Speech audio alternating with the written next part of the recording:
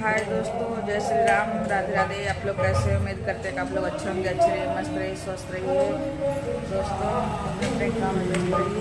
दोस्तों जो हमारी तबीयत ठीक नहीं थी, खराब थी, तक दवा किया, आराम नहीं मिला था दोस्तों, तो इसलिए हम आए थे ब्लड चेक करवाने, जो कि फाइनली रिपोर्ट दोस्तों अभी मिली नहीं है, मिलने वाली है, थोड़ी देर में मिल जाएगी दोस्तों। यहाँ पर बैठ गए हम, खड़े नहीं हो पाते हैं। यहाँ देखिए सामने मार्केट है, साफ नहीं दिख रहा होगा आप लोग को दोस्तों।